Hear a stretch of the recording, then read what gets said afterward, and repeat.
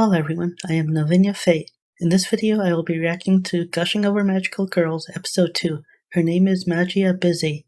I'm guessing that is going to be Una's villain name, as it is a French word which can mean kiss, but from what I understand it's more regularly used for something naughtier, and a word that YouTube doesn't really like. So the show is definitely not going to be holding anything back, which I think is great. Keep up with my anime uploads, please subscribe, and if you enjoy the video, give it a like. With that, let's get started. Uh-oh. I think Una's having some dream. Not to be able to show much, but it was the magical girls from the last episode and they're not waking anything. Stuff's happening to them, but they're just showing them. Like, Una isn't actually here. I'm not sure if I'm going to be able to leave the noises in, but if I can, if it doesn't get flagged by YouTube, I'll...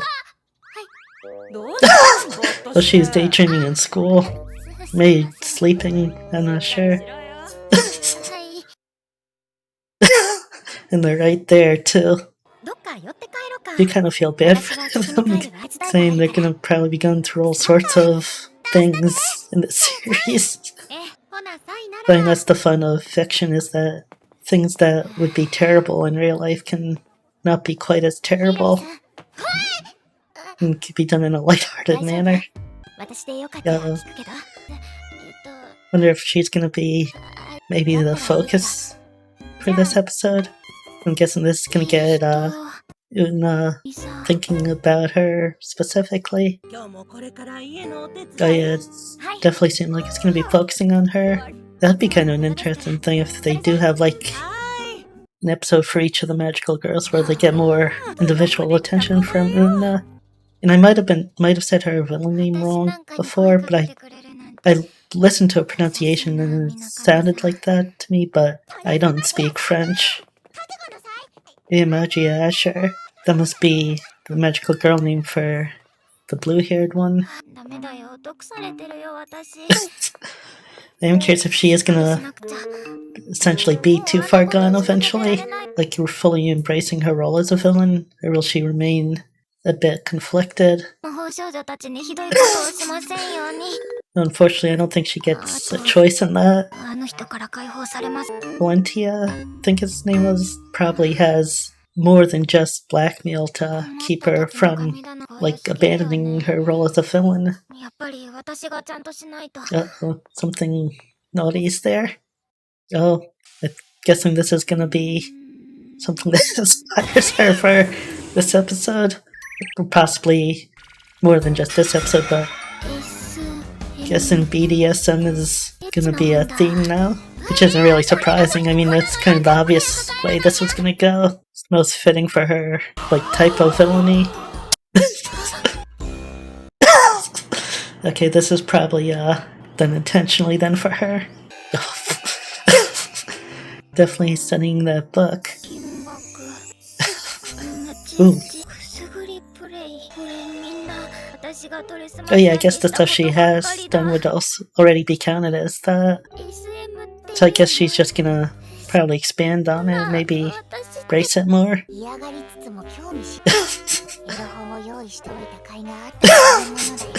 Yeah, I know it's kind of obvious, but I figured that had to be the case. Oh, starting to get like a... I don't know if that's supposed to be like an evil aura or a power aura or something.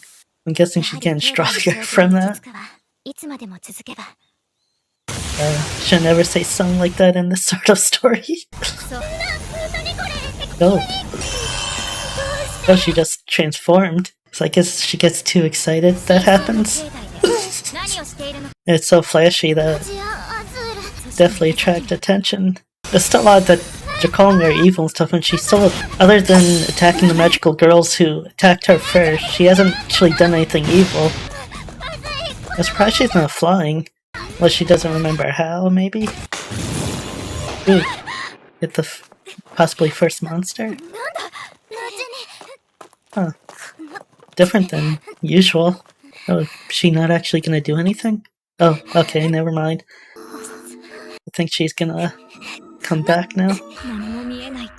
That's interesting though, that she used her crop on it and it didn't turn into a monster, it just made it into like a essentially a blindfold.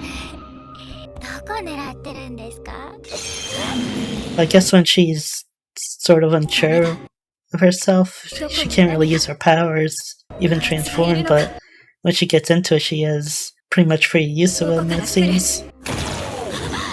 Oh, interesting. I wonder what she actually did there. Huh. Is that just in her mind? Oh, maybe the mask is making her see and feel things that might not be there? Or did she just move away? And it's hard to tell what's going on in a way. Although, I mean, now this is a bit more obvious.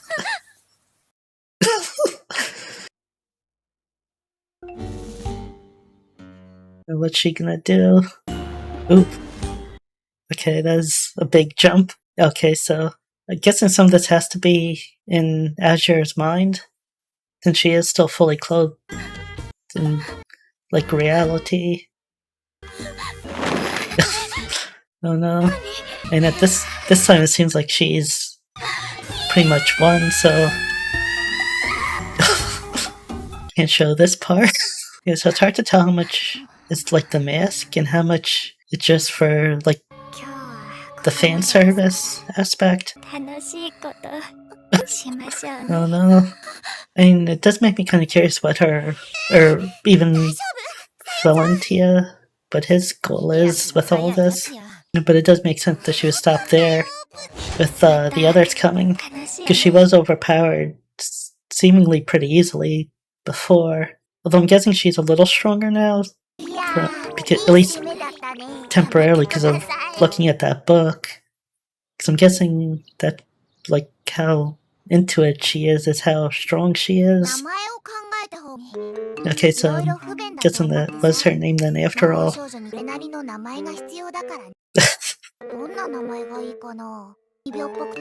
German and Latin names?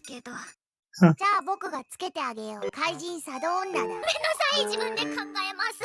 And I think that was actually a better name than what she ends up coming up with. Huh.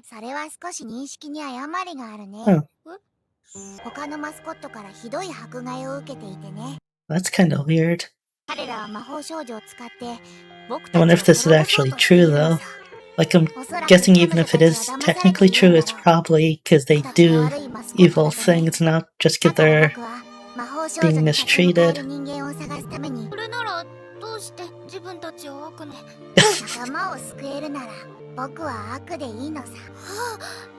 Yeah, I guess this is almost definitely a lie.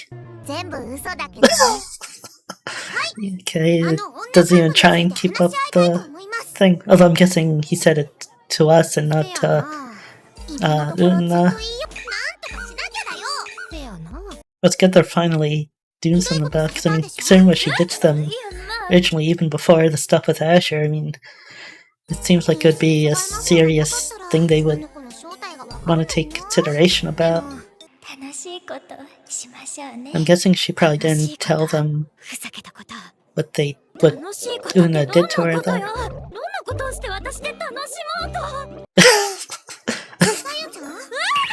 Yeah, she definitely didn't say what happened to her. I wonder if they still think she's attacking them normally and it just happens to go that way. I mean, Azure probably realizes now what's going on, but the others might not. So, I wonder if it's going to be her turn next. It's kind of interesting, though, that they ended up making Una a villain, but in her own way, she could sort of think herself as a hero if she takes his word at face value. Since I'm guessing if she heard him say that he made it up, it wouldn't be something she'd just follow. It seems odd that her name is Magia Sulfur. And I guess the color makes sense for that, but I mean, compared to Asher, it seems like an odd choice. And I'm not sure what the pink one's name is. They probably said it at some point and I just don't remember. Ooh. So I guess it's not going to be an episode to each one, but they are going to probably each get their own scene. I'm guessing once something happens to all three of them, they'll probably take what going on a bit more serious and share their experience, maybe? Ooh. Oh, candle, okay. That makes more sense. I'm not gonna be able to show much of this, but she's dripping the candle wax on her bare skin. Huh. I wonder if she just gave up, would it actually be that bad? I think she's not trying to kill them from what we know. It's back to the flower again. And I like the BDSM flower, but it would be nice to see more variety. Like, the mask seemed like a good idea. Ooh. Oh. Well, I mean, her top is still messed up, so I might not be able to show much as far as this fight goes. Huh. Ooh. Guessing Azure is weaker than the others, maybe? Oh wow. And she's like a completely different person compared to Azure. Ooh, did it go through her? Oh, okay, I guess it was a fake. And it's not really hard to escape if it was a fake from the beginning. I guess she already knew the word beforehand. Baiser. I am curious if it really was a fake the whole time. Baiser, not busy. When I looked it up, it sounded more like busy. Like the word busy. But, although, I mean, this is like an anime, someone who speaks Japanese saying it, so it might not be 100% accurate. I think she's excited from it, not, yeah. I mean, the way it was, it could go like either good or bad, but knowing her, I figured it was the good type of noise that she was making. Oh. I did see on the H-Dive or HD, I forget the site name, but let's say you go to stream this series, there were 2 other characters with Una, so I'm guessing she's going to be coming up in the next episode then. Okay, seems like there's no after credits scene. Seems like there's not many shows do that, at least recently. I kind of miss the shows that would do something like informative or silly or something at the end of an episode. Especially for a show like this, it seems like there'd be all sorts of like funny or weird things you could do, like even a lighthearted take on like BDSM or something like that would have been fun. I'd say after this episode, I'm more confident and that I'm going to want to continue this series and not just do a few episodes and move on to something else. It's much better done than I expected, because I've been hearing some mixed things about it. Some people saying it's good, some people saying it's bad, but I think for what it is, it's pretty well done. And the things I was saying is based on the manga, not the anime itself. So maybe the anime is a little different, I'm not really sure. But I mean, it's a very fun series, and I mean, it definitely goes into some material that not everyone's gonna enjoy, but I think it's a lot of fun to watch. And it's not something that you really see, especially these days, without like getting into actual stuff that can be posted on YouTube. It gets close to the line, but it doesn't cross the line, which is a nice way of going about it, I think. Yeah, I'm actually looking forward to the next episode quite a bit to see who that, I'm guessing the new villain character that's going to be joining up with Una will be. That'll do it for this video. I'll see you next time. Bye.